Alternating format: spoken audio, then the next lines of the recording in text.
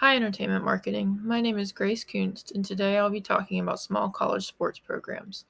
To better understand the impact of marketing on these small colleges and their sports programs, we should start with what are college sports and what qualifies a school as small. So, what are college sports? Oftentimes, there are a few key sports that come to mind when you think of college sports.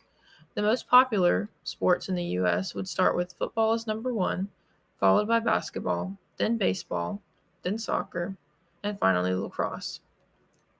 According to SCACCHoops.com, the college football playoffs are the seventh highest grossing U.S. sporting event in the United States, typically grossing $5.6 billion in revenue each year. College basketball's annual March Madness bracket competition invites fans all over the world to take a bet and see who will win each game on the way to the college championship. This year, after the first round of the women's playoffs, only 2 out of 1.5 million brackets remained perfect. In total, out of the 17,357,589 brackets filled out via the ESPN Tournament Challenge, none remained after the second round. Another thing to note is when we tend to think of college sports, we often think of the most popular teams. When thinking of college football in the South, you're more likely to think of schools like University of Georgia, University of Alabama, and University of Florida. What you may not realize is that many of the other colleges in the states also have impressive sporting programs as well. We'll get into that later, though, as we explore what separates these schools from their smaller counterparts. Before we move on, we should understand how these sports are regulated. The NCAA is a general legislative and administrative authority for men's and women's intercollegiate athletics. It formulates and enforces the rules of play for various sports and the eligibility criteria for athletes. This organization determines what division a school falls into, who can play at which schools, and what conferences these schools play in, so that there's hopefully an equal matchup throughout the seasons.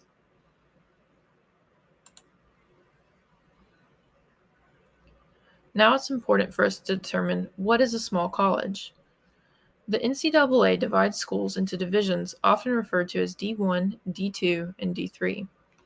Some colleges also have club and intramural teams, which do not have the same requirements for participation as the higher divisions. Division 1 has about 350 institutions, 6,000 teams, and over 170,000 students annually. They tend to be more well-funded, have a higher enrollment capacity, and often have higher exposure rates, with games being televised and highly anticipated. Division 2 schools are similar, but have over 300 institutions and nearly 120,000 students annually. Their athletes are often just as talented, but institutions don't have the budget to provide full athletic scholarships, but may offer a package of athletic and merit-based scholarships to pay for tuition and fees and other expenses. Division 3 has about 450 institutions and over 190,000 students annually. This is the largest division of the three. Athletes here are students first, then athletes, and have much more free time compared to the other two divisions. These students may be involved in other clubs and tend to have longer off seasons and less intense training. Club teams are not NCAA regulated and are typically student-led, but still play against other schools in tournaments. There are opportunities for championship games at this level as well. Intramural teams are also student-led, but play within the school circuit. They play other teams within their university, but not other schools.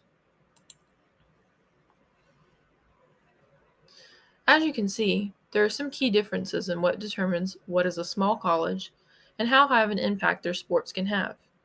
So, what are some problems with small college sports programs? Well, as we've kind of talked already about, these schools often go under-recognized.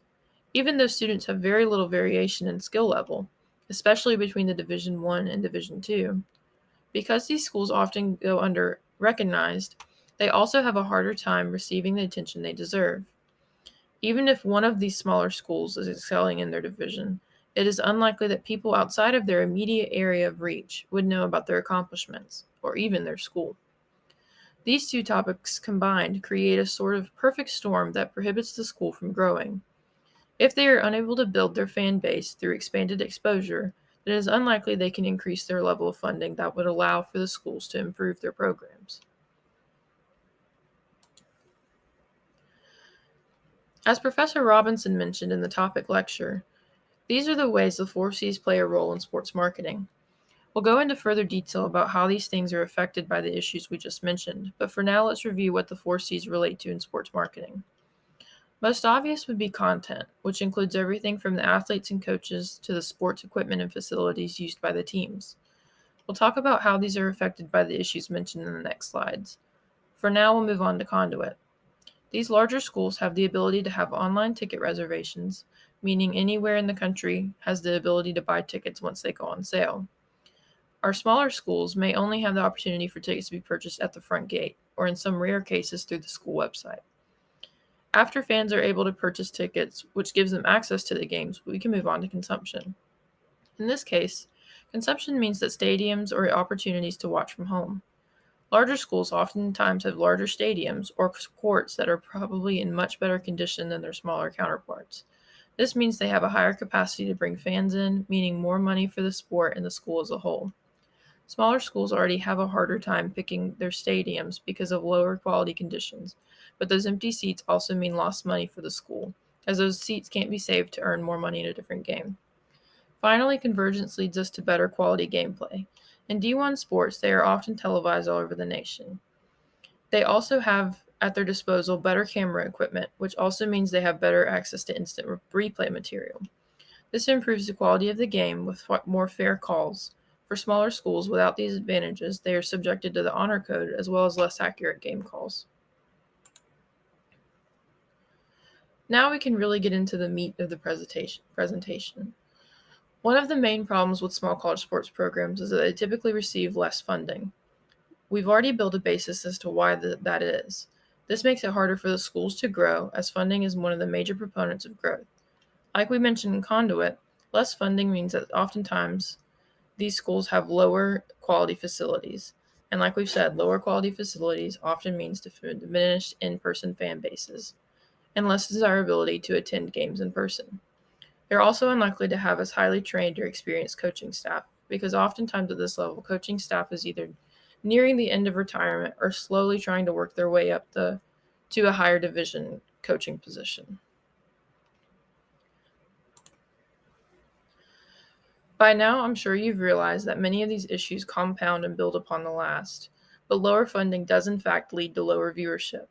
We've touched on why this is an issue already in consumption, but to go more into depth, we can see that lower viewership can oftentimes have to do with the fact that these levels of sports are not as highly televised. Most of your Division I school matches are televised nationwide on local channels.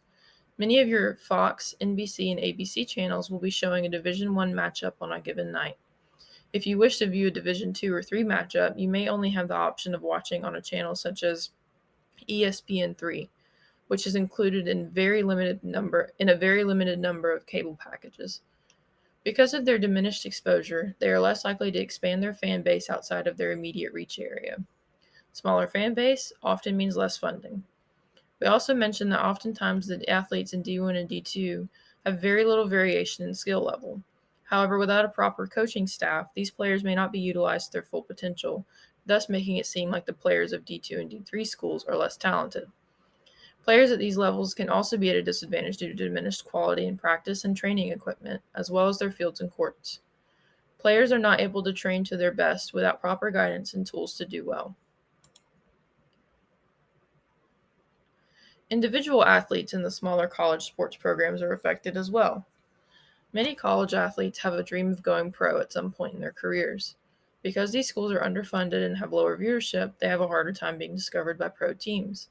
For some sports, like football, you are required to play in college for 3 years before you can even be considered as an NFL draft pick. Basketball currently has a 1 year of college minimum requirement. This is expected to change soon to give a more fair chance to star athletes who can't afford to pay for college and would otherwise be ineligible to be considered.